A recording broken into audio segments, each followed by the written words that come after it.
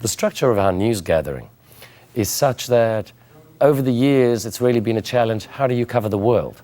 How do you cover the world and not to be seen to be dictating to people what the news is? And especially with the explosion of the internet, the so-called role of foreign correspondent was looked at as some elitist view of reporting because everyone has blogs now. To that end, we started specializing regionally. Okay, so across the board, we've always had a Latin America regional coverage, subcontinent in Asia, Southeast Asia, Turkey, and we've broken it up into the incremental parts, and the sum of those parts will constitute the world news. Going into a web environment now, I think we were actually very well placed because we are now starting to offer both the regional news to regional websites. I'll give you an example. There's obviously been an explosion in media in the Middle East. I worked in Jerusalem in the late 90s, and I remember meeting somebody about this obscure television channel called Al Jazeera, and we went to this guy's house in Ramallah. Now they're a global brand a couple of years later. But to that end, we are now making Arabic language packages that we can sell both to smaller broadcasters that don't want to repackage and would like to get 10 or 12 stories that they can put on, that they just can put online. We're doing Spanish.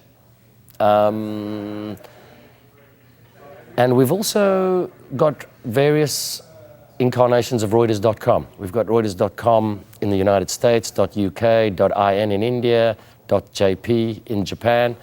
I just come back from a meeting in London, just looking at the numbers like going up and up and up. And it's brought in the new buzzword, which is multimedia. And catering for the web has been quite a challenge for us, but I think we've come out quite well. And with our regional product offerings, we're able to both serve the aggregation of the customers and the granularity of people in more regional areas. So in South Asia, I'll give you an example. Now, we've got 5 regional feeds a day just out of India.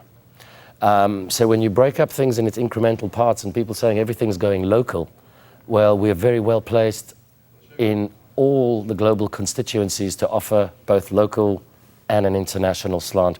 We're moving into voiced language services and massive push on multimedia. We've always been multimedia. I remember the first time I came across this word was in the early 90s when Reuters bought Viz News, the company I worked for, and integrated it as an integrated newsroom. And this was back in 93. When I was working in Jerusalem from 97 onwards, it was a totally integrated newsroom, pictures, text, and television, on planning, on story ideas.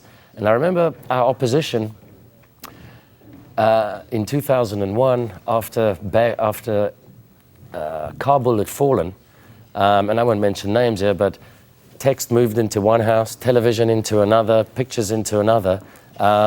In Reuters, we stay together. I think the multimedia thinking, the multimedia planning is something that has really served us well and given us a good platform, taking it forward to the web. But the fight's not over. I think on the web, the trend is not so much the product. The trend that I see going forward is the journalist, okay? And that journalist is the multimedia journalist. The kid that comes out, or the young adult that comes out of school today, doesn't think singular media, television or text or pictures. They think multimedia. And we have a large multimedia unit in Toronto. And having met some of these young journalists, I was saying to colleagues of mine, if you're looking for talent, it's sitting up there. You know, people who can take a story and put it into 3 or 4 different ways, and I think the multimedia trend is going to continue.